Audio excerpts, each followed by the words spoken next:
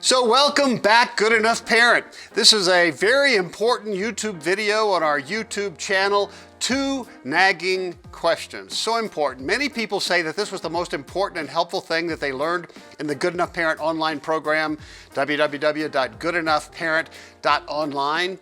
Go there, sign up. It's free. As of the shooting of this video, it is totally free to anybody who wants to go through it. So here we go.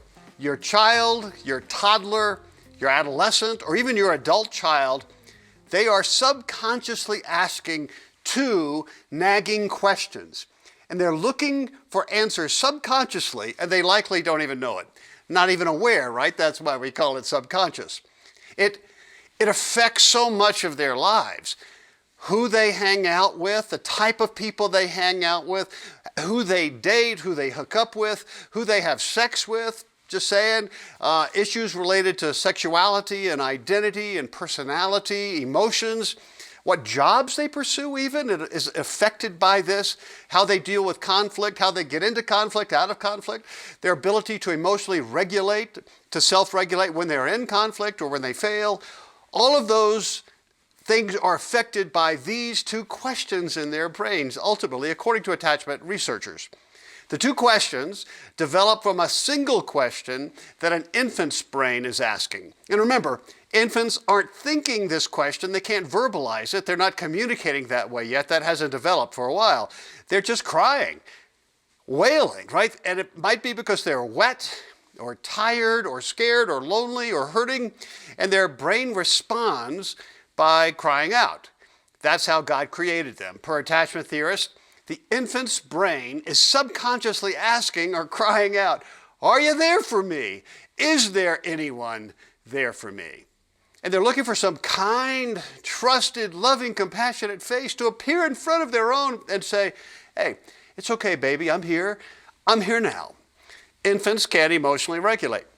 It's how God made us. So they need a caring parent or guardian to be with them who knows how to regulate, to attune with them. We'll have another video on attunement to help them emotionally regulate. Okay? And again, make sure you check out the video on our YouTube channel on attunement. So their brain is asking the question, is there anyone there for me? Now, for older children, we're going to parse that question into 2. Am I worthy of your love? Enoughness, and can I count on you? Connectedness. Or to make it more general, am I worthy of being loved? Am I lovable? And is there anyone who has my back? All right, so here we go. The first one. Does anybody love me? Really? As I am. Even if they knew my secrets, my mess ups, even if they know what that critical inner voice is telling me, that I'm too fat, too thin, too smart, too dumb, I have this or that skin color, awkward, I'm not funny enough, my grades aren't good enough, I'm not sure my parents or my friends or the mirror loves me. Am I ever going to experience being loved? Am I enough? And secondly, can I count on you? Can I count on anyone? Is there someone who has my back when everything falls to pieces, when I get dissed by my friends, when I mess up, when I crash, when I say the wrong thing in class, when I mess up on the sports field? Who is there to pick up the pieces, to help me emotionally regulate as I am, not as I should be, because the world is a scary place. I'm feeling like when I crash and burn, I wonder who has my back. Who am I truly connected with that will always be there and before me? Agree with me? So we each have an internal subconscious longing for enoughness and connectedness, or fear of not being enough and not being connected or even connectable. Okay? Enoughness. Enoughness is related to our present experience of our value and worth in our own eyes and our perception of how others see us. Here's a great quote from David Zoll in Seculosity. Listen carefully and you'll hear the word enough everywhere, especially when it comes to the anxiety, loneliness, exhaustion, and division that plague our moment to such tragic proportions. You'll hear about people scrambling to be successful enough, happy enough, thin enough, wealthy enough, influential enough, desired enough, charitable enough, woke enough, good enough. We believe instinctively that were we to reach some benchmark in our minds, then value, vindication, and love would be ours. Close quote. Wow. And it's related to shame. Shame happens when I've realized that I'm not experiencing this enoughness, and I come to believe that it's largely my fault. Something is off with me. Something is wrong with me. Something is broken. I'm not enough to have a real relationship where someone gets me and likes me and where my life actually matters to others. And by the way, to God. One blogger suggests that the leading proponent of feelings of not enoughness is my own brain. It's a critical inner voice, the blogger says, that exists in all of us, reminding us that we aren't good enough, we don't deserve anything good. It tends to be louder and meaner in some of us than others. It tends to pick on us more or less at different points in our lives. Yet one thing's for sure, as long as we're listening to this dangerous critic that twists our reality, we cannot really trust our own perceptions of what others think of us. To one degree or another, we are lonely and feel broken. So biblically, enoughness is the essence of the word righteousness. I need to feel right, whole, within myself and in relationships to others and to God. So if you're a Christian, Jesus did that for you 2,000 years ago. And it can be put in these attachment theory terms. Now, God sees you and treats you as enough. And the passion of the Spirit in your inner being is to make you feel that more today. Your job is to ask for it. We'll teach you more about that. Check out the video on the simple uncluttered gospel. So imagine this inner motivational power as a spectrum, -10 to +10. And see the two arrows underneath? I long to feel enough in the eyes of those who are important to me. And I'm afraid that I'm not enough. Okay? Connectedness. Author and speaker Brene Brown concurs, what comes from the inside of us is a very human need to belong, to relate. We are wired for connection. It's in our biology. Connection is critical because we all have the basic need to feel accepted and to believe that we belong and are valued for who we are, close quote.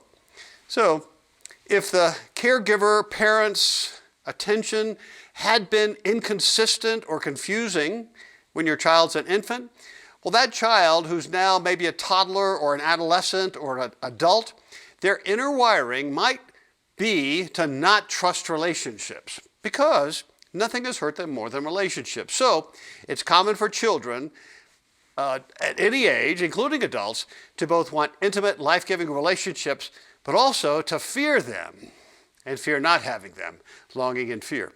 So consider connectedness also as a spectrum from -10 to +10. -10 is that adult who has learned that relationships cannot be trusted or hurtful and so fears them and that they're inaccessible and so longs for them.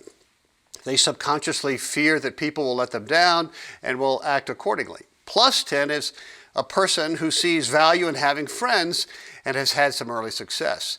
Bottom line, my subconscious brain is always asking the question, can I count on you? Can I count on anyone? Look at the two arrows underneath. I long to feel connectedness or connectability or connectableness in the eyes of those who are important to me, including God. And I'm afraid, way down in my subconscious, that I'm not connected. And I'm afraid of what might happen if I let people close, or if I let God close, if I let them see the real me.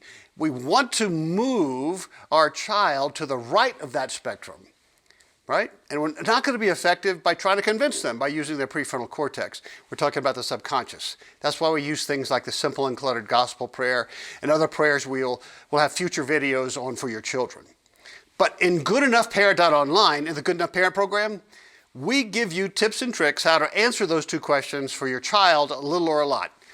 Look, we know every context is different, every relationship is different and at different stages.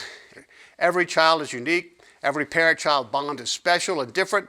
So you have to take the tips and figure out what it looks like in your own context, but it's doable.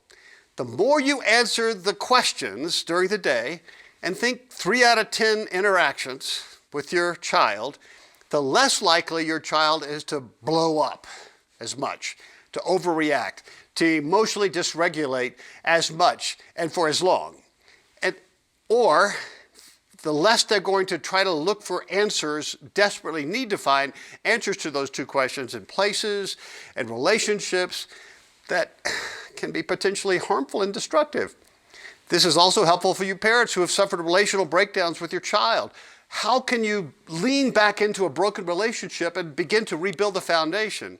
One of our goals at Good Enough Parent is that you will be your child's best friend again by the time they are 30. It's incremental work. It's relying on the simple, uncluttered gospel, the power of the gospel to access love and to make people feel loved. Okay? We're going to show you some helpful tips. The 2 nagging questions that are subconsciously hammering your child's head, and by the way, yours, even when they seem so chill on the outside, are 1, am I worthy of being loved? Enoughness. And can I count on anybody? Connectedness. The goal is for you, the parent caregiver, to become the main person who can answer this for them. When their brain needs an answer, positive answer for those questions, it automatically runs to you. That's where we want to head, step by step, baby step by baby step. Now look, there'll be others who can answer that question, but our invitation is for you to be the main foundational yes to both, and we can show you how. So check this out. The gospel answers both of these questions. If your child is a Jesus follower, there's at least one relationship where they have a positive answer to each of the questions. There is someone who loves them as they are right now. Matter of fact, no one loves them more than God. They can't add to it or take away from it. Again, check out the simple and cluttered gospel prayer. Secondly, there is one person at least who can always be counted on, who will always have their back, no matter what they do. It's a God who loves sinners. That's all there are. They may go through seasons when they're not experiencing the positive answer. Again, check out the video, a future video on Ephesians 3, the simple and cluttered gospel, some of the prayers for older children that we'll put on our YouTube channel as well. So please, make sure you subscribe so you can get those videos. Hit the button below. Share this with your friends who are struggling to be more good enough parents. By the way, that's everybody. We can do this, and we can do this better. Remember, 3 times out of 10 in interactions. That's all we have to do to be good enough parents. 3 out of 10 times we attune with our child. We'll show you how. Let us know how this video hit you. Was it helpful? Do you buy it? What are you feeling? Are you encouraged? Are you discouraged? Is it going to work in your context? bill@gospel-app.com. We look forward to hearing from you. And please consider going through the online program, goodenoughparent.online. Totally free. Again, no charge yet. That may change in the future, but right now, as of this video, it's free. Participants get short biblical parent tips every day for 15 days. So simple, so easy to sign up. Take the tips that seem to resonate with you in your context, run with them. I think you'll benefit. All right? Take heart, child of God.